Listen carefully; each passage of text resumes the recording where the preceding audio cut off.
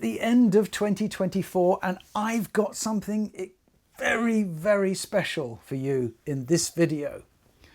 At the end of this video, I'm going to be talking about a system that I think would be ideal for a beginner in hi-fi.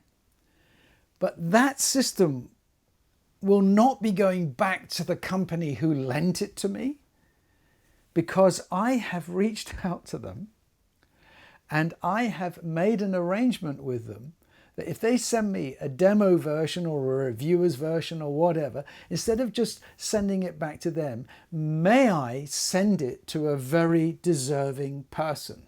And this is what we've agreed, that because this is the season of goodwill, and goodness knows we need some goodwill on our planet at the moment, that if you can think of someone or an organization or a group of people who could use or enjoy or benefit from the system that I have chosen, then we will send it to that person. We will get all the suggestions and nominations. You can't nominate yourself. It has to be for someone else. But we will get all the nominations, we will read them, and together with the manufacturing company and my colleagues here at Pearl Acoustics, we will review and we will choose one and we will send it straight to them. We will pay the shipping and we'll pay the import charges if there are. So stay on the video for that. It's coming up at the end, and you have a short period of time to nominate your people. But let's get to the main topic first. The topic of my first system, or what would I recommend to a young person, a student or whoever starting out wanting their first system. Now, I didn't have a real first system because I've always had, as long as I can remember, old radios and radiograms, which I would get old ones, not out of the skip, but from the local radio shops, the broken ones. I would pull them, get them home in my younger brother's pram and wheel them back down the street, and I would get them working. So record players and amplifiers and bits of speakers. I've always known that. So I haven't really had a first system. I did have some very key components that I bought during my student years. And I will show those, typical, the Marantz receiver and that kind of thing. And a second-hand Garrard 301 with an SME 3009 arm. These were cheap at the time because they were going out of popular because the belt drives had come in. But I've got an idea of a system in mind. But before I announce that, I thought, why not consult my business partner and colleague, Ajay Verma from London? Because Ajay is a lot younger than me. He is incredibly knowledgeable about all things hi-fi systems, amplifiers, DACs, technically, and also all the product numbers, the pricing. It's really his forte. So he's come over here anyway for some meetings and to meet up with the rest of the team just before Christmas. So I'm going to switch now to him and ask him, what would he recommend? Hi AJ. Hey Harley, how you doing, man? It's good to see you too. Oh wow, great. So I know you're really, really busy with your meetings and everything you've got to do here, but I don't know whether you know, but I'm making a video, and the idea is this: it's to choose the first hi-fi system, because sometimes, I don't know about you, but people come to me and say, look, my son's going to university, or this, that, and the other, nephews and nieces. What should I buy, and all the rest of it, right? Yeah, it's a common question. Yeah. So I wanted to ask you. Okay. I know you haven't prepared this, but I just want to ask you, what advice would you give to someone today when they're buying their first hi-fi system? Good one. It's a really good question. Just thinking back to a time when I managed to save up enough money to get my first hi-fi system, getting back about 15, 16 years ago now, I remember buying a Marantz PM6003 amplifier, Right. which I think was about £150 in the UK then. Wow. Plus the matching CD player, which was CD 6003, Yeah. also about 150. Yeah. And the pair of speakers I paired up with that was the Wolfdale Diamond 10.3 floor standers, Okay. which I got ex-demo, so I spent probably around £500, so €600-700 at the time. Yeah. And I thought that was fantastic. Now, I was fortunate enough to have other things because my dad's an engineer and everything, so Yeah. this is the first thing I bought with money I saved Your own money. via Yeah. a Saturday job that I used to do. Yeah. And now, with that knowledge in mind and the things that I do and things we do together as well with Pearl Acoustics, I would, for a first system, concentrate on streaming. Yeah. And Okay. the reason for that is streaming opens up a world of sort of opportunity to discovering new music. Yeah, but also these youngsters are probably streaming already, right? Yeah. They almost certainly got their iPods. Well, absolutely. And whatever they're called, they put in their ears and stuff. Yeah. Yeah. Ease of access, Yeah. all of these sorts of things. Yeah. So, okay. and what I would say is get something like a WIM or a WEAM. I think it's called the Ultra Streamer. So it's basically a streamer, preamp, DAC. It's got a moving magnet phono stage. Okay. It's got an input for your TV, so an e-arc input if you want Is there an amplifier in that? No, this one's not the amplifier version. So Okay. you can get one with a built-in amplifier. Right. But I want to use this as a kind of product that was going to give you longevity, that you can Okay. use with other amplifiers down the line. Okay. That's kind of your control center. Okay. So it's the WIM Yeah. Ultra Streamer. Right. Okay. I would then pair with that something like the SMSL PA40 Yeah, I or don't the know that one, AO300. Very similar. Okay. The Yeah. PA40 is a stripped down version of the Okay. AO300 amplifier. It's an integrated amplifier, but you don't Yeah. use the volume control on it. You just put Okay. it to max because you're using the WEAM streamer. Right. That's based on, it's a Class D amplifier based on an Infineon Okay. single chip Yeah.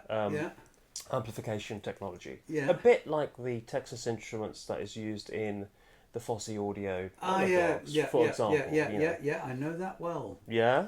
Yeah. Oh, okay. Okay. You've got something up your sleeve there, but I looked up I'm things. not saying anything. I'm not saying anything. I haven't made my mind up yet. Okay. Yeah. And so the PA40 in the UK is Yeah. about £120, so Yeah. maybe about €150. Okay.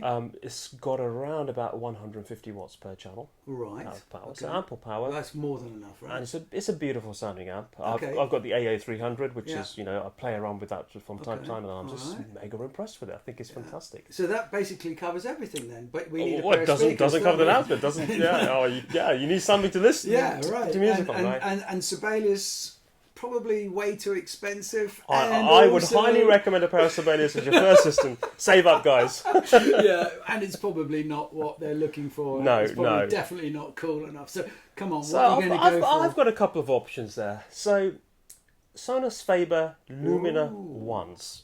It's But a they're small. going to be really expensive, No. 5-10 grand or something. Well, you would think that, but Sonus Faber have the Lumina range. The Lumina I don't 1. know that one. Yeah, Yeah, it's a small yeah. bookshelf, Yeah. and I think it's around €800. Wow. Yeah. Sonus Faber. Sonus Faber, and I love the look of Sonus Fabers. It's a beautiful design. It's got some Italian flair. Just It's a bit like an A-class Merc, then, isn't it? Is what you're thinking.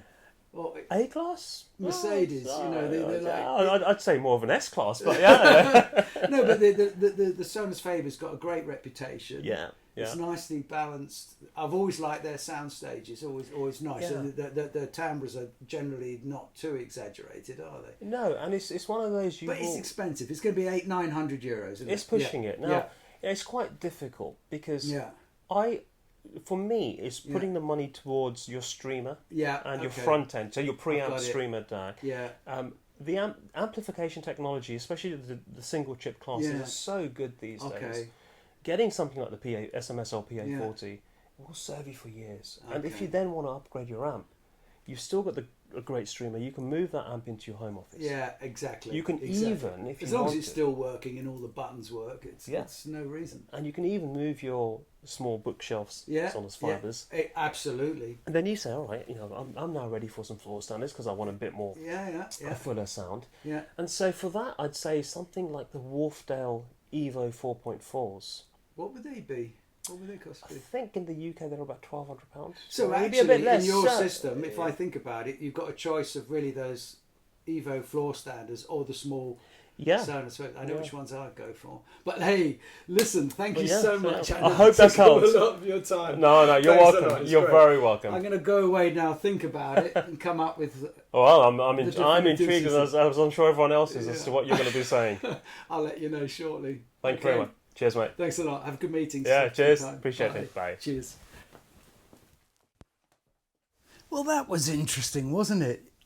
I always enjoy AJ's company. He's always got so many ideas about everything, really, and especially on putting himself into the mindset of other people when they're approaching buying hi-fi. So, yes, what did he come up with? Well, the system he came up with was, well, more or less how I expected. The focus on streaming and obviously with the Weem sort of preamp. Yeah, but he did mention Fosi, the name Fosi, which is interesting that he should mention that name, and the Texas Instrument chip, because a guy called Jerry Anderson from Fosi reached out to me, a few months back now, and he said, Harley, would you be interested in reviewing our V3 monos? My kind of reaction really was, I didn't say this, of course, was no, not really. It's not really my thing. We're kind of high end, you know. I didn't say that. I said, look, send them to me and let me have a little play with them, and I'll let you know. I'll have a think, and otherwise I'll just send them back, right? So he sent them to me, and these are them. If you haven't seen them, they're amazing little things. I mean, they're tiny. They've just got a little switch on the front, which is basically off, automatic on. And then you've got XLR or RCA, because they've got a XLR and RCA input on the back, which is great, is one. And then they've got a gain switch, which is basically the 25 dB and the 31 dB. So you can set the amount of gain. And these tiny little terminal posts, which are fine if you're using the slim bananas. Now that is them. They're really quite sexy, really. I mean, they're nicely made, a nice piece of aluminium, beautifully finished, and they look really cool, you know, on your desktop. And so I thought, well, that's a bit of a joke, really.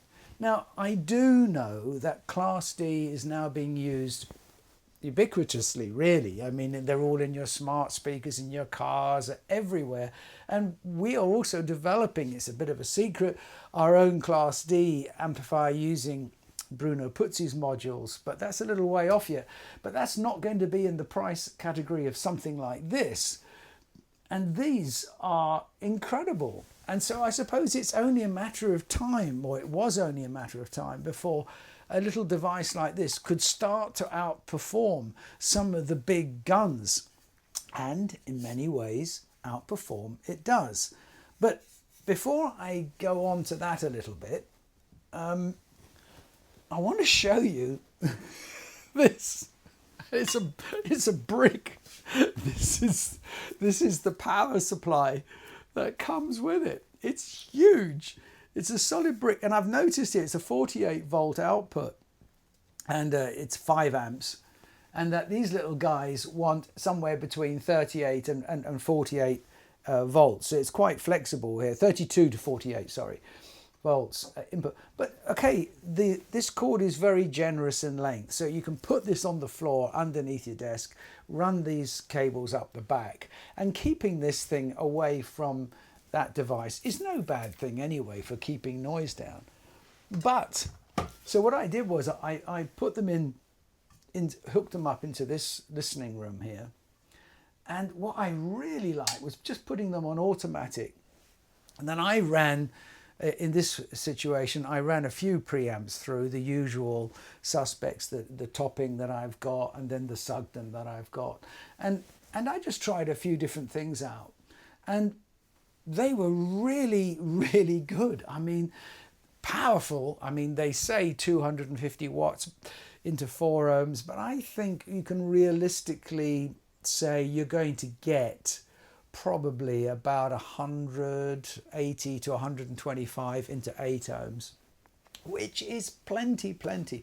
There was not one moment when I was thinking, oh, these little guys are lacking anything. But what I liked was by putting them just onto the automatic setting, that as soon as the music came in, you know, you played some music, within a second or so they lit up and they started playing. And it was, you know, as I say, the distortion figures are incredibly low. They were very musical. There was a lot of attack in it. It was great. I mean, I'm not going to name names, but they were definitely outperforming several amplifiers that I've had in here, which are costing, you know, thousands of euros rather than just a few hundred. Because I think these are about $300 for a pair, 300 euros a pair, maybe a little bit more, but around that figure. And so what can I say about it? I've just got some notes here. You know, the functionality is excellent. The gain settings were useful.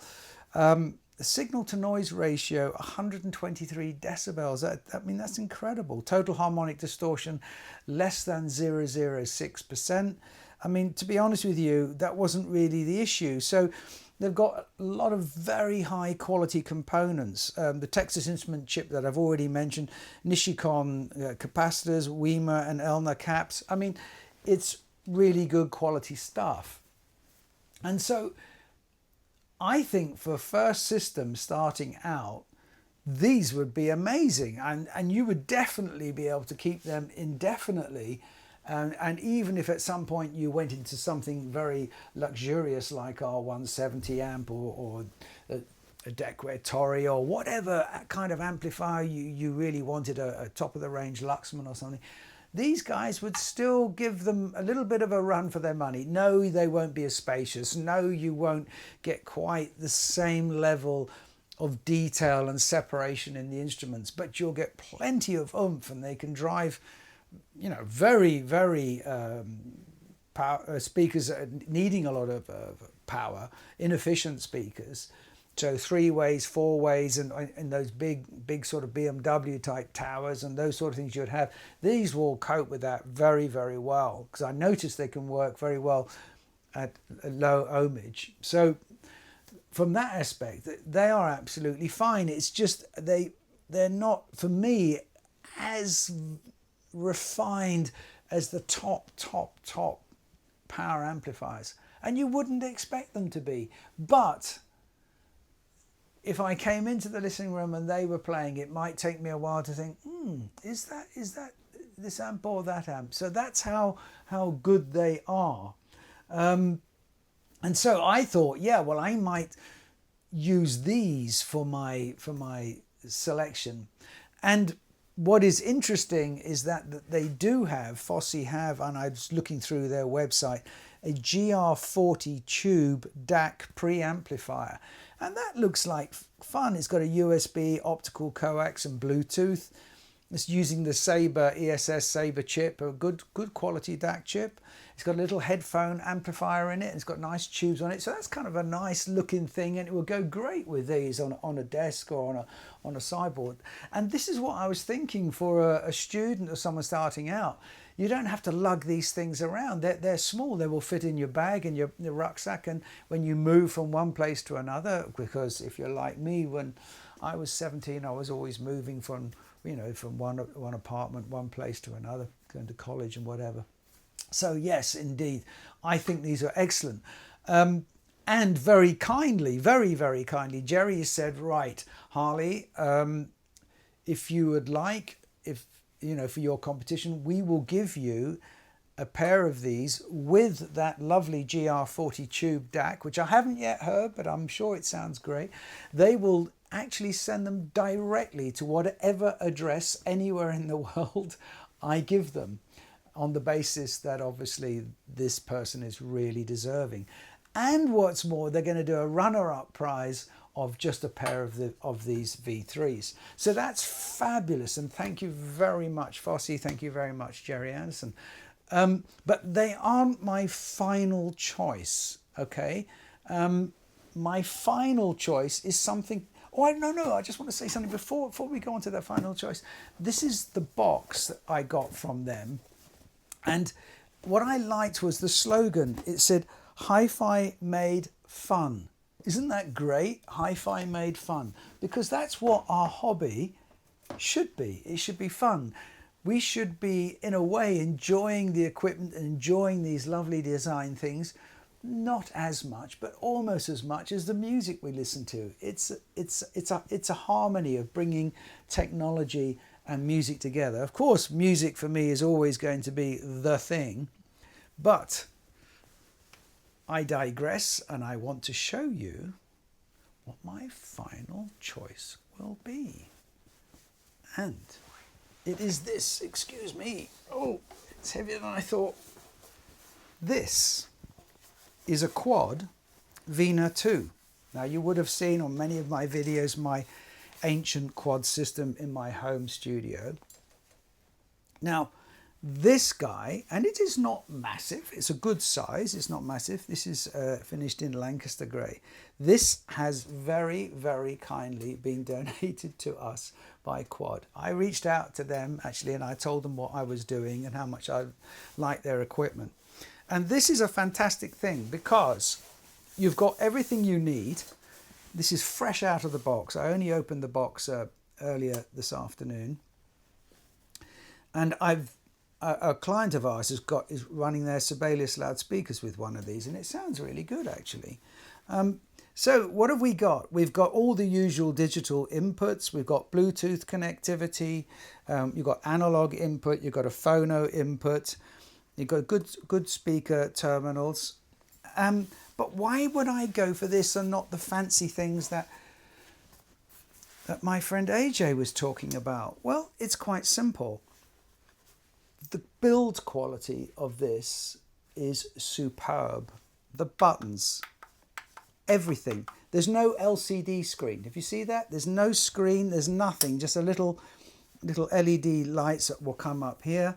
And why is that important? Because I think LCD screens are the things that are likely to go wrong, that will frustrate you, or they'll start flickering or something like that. And I like to buy things that when you buy them once, you can keep them forever. And if you start out like one of our clients has with a pair of Sibelius and they couldn't afford an expensive amplifier, they're using this and they're very happy with it. It's got all the functionality they need. It's very convenient. If one day they say, oh, we're going to buy a really fancy tube amplifier, or we want to buy a Sugden, or whatever it is that they would like, or a top of the range quad, they can literally put this then in another room and it will work fine. Or give it to their children when they leave home and go to university. Because my preamplifier did break down. It has a little sort of screen thing on it, and it was starting to make a little bit of a hum on one channel. And my preamplifier was made in 1986. And I sent it back to Quad in the UK, and 3 weeks later it came back with a bill for £96, including the shipping. So that is brilliant, that if after all these years, 40 years later, you can still get it fixed. This is what I like about HiFi. And if I'm giving advice, I'm thinking of things which will hold their value and work year in, year out. So that would be my main choice. It's a bit of a fancy amplifier. Well, it's more than an amplifier, isn't it? It's a preamplifier, integrated amplifier. So that would be my first choice. Now, what am I going to do about the next item? Because AJ was focusing on streaming, and I have been noticing the behavior of my nephews and nieces and other young people around, and they're out buying records. And I was in a record store, an electronics store, just the other day, buying an LP for my daughter for Christmas, and it was full of people of all ages buying LPs. And why were they buying LPs? Because they're lovely things to own. So I have not gone down the streaming route, because you can stream to the Quad Vena II, and that's absolutely fabulous.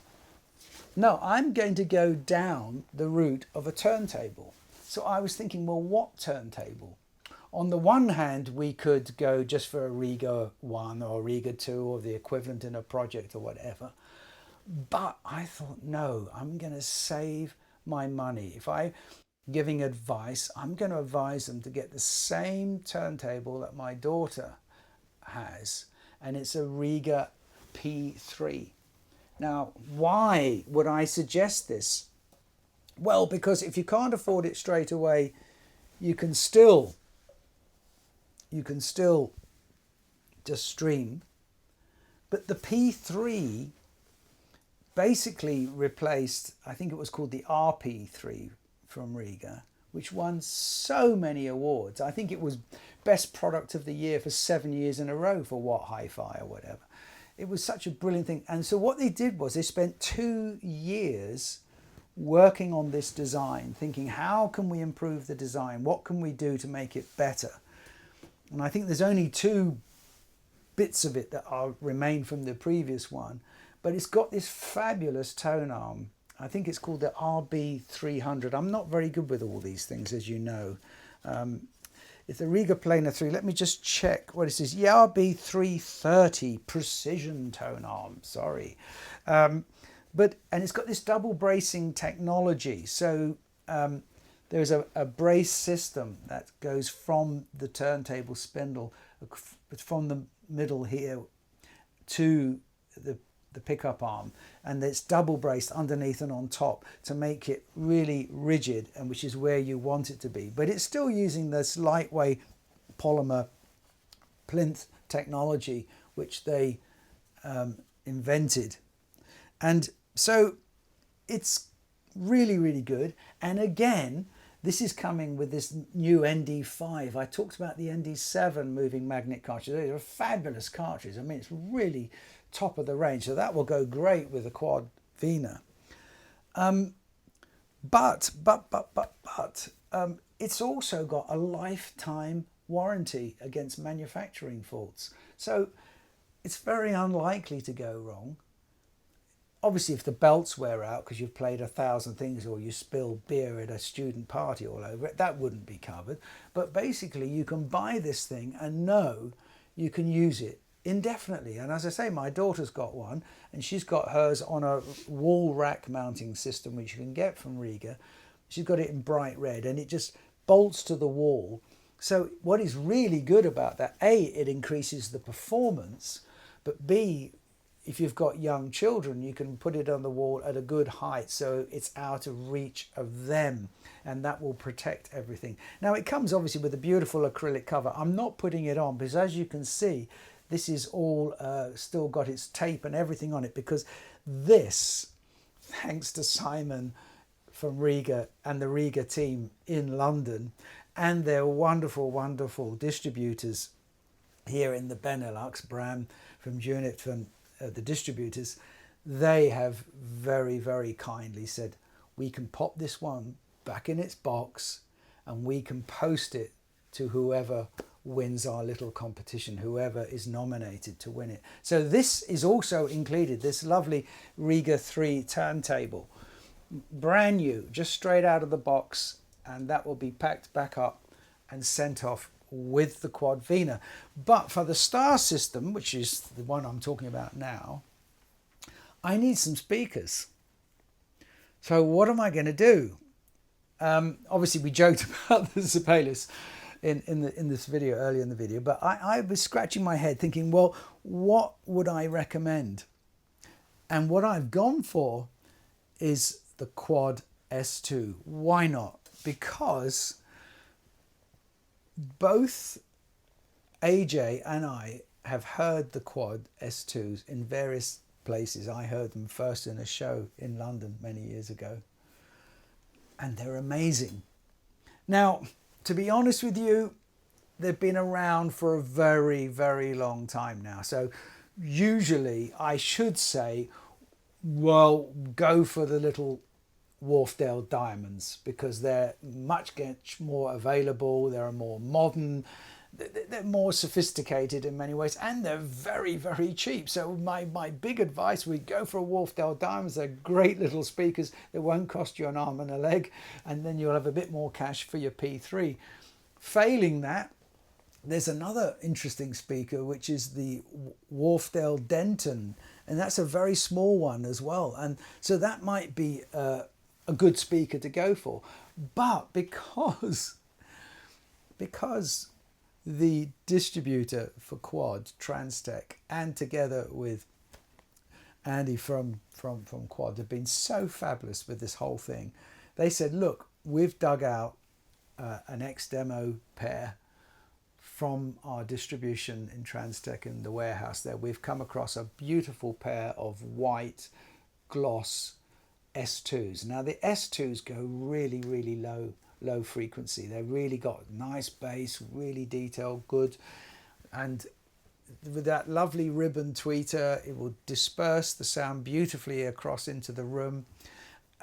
It's going to be a fabulous system. You know, the Quad Vena II with a Rega P3 and a pair of Quad S2 white, gloss white loudspeakers, you're not going to go wrong. So those are my systems, and thank you Fosi, thank you everyone for your donations and allowing us to do this. So that is my recommendation for the first system, and you heard AJ's earlier, so why not put in the comments your recommendations? What would you recommend to someone? What do you think is the best system they should have? So right, that only leaves me now with, of course, the rules of the game, and I just need to check here. So what do you have to do? So first of all, you've got to think of someone who you think really deserves it. Now this year that we've had some natural disasters and floods in the UK, in Spain, wherever, all over. We've had problems around the world. There are also problems with people being displaced for a number of reasons, refugees, whatever, musicians hitting hard times. Think about your loved ones, your family, your friends, and think about who would really deserve either the Fosi system or the Quad Rega system. And then what you need to do is go down into the description in below this video here, and you'll find the link to the Fosi system and to the Quad system. You click on the one, and then you will have to put in your name and a little bit of details, not much, and then you will just write in less than 200 words who you want to donate, who you want to nominate for these wonderful systems, and why. And that why, we're going to read them all. Now it closes on January the 7th at midnight. That's basically London time. So you need to get your applications in by then. And then the next day I'm going to be in London with AJ, and we're going to be going through all of these messages from you. Please only via the links below. That's the only channel, please.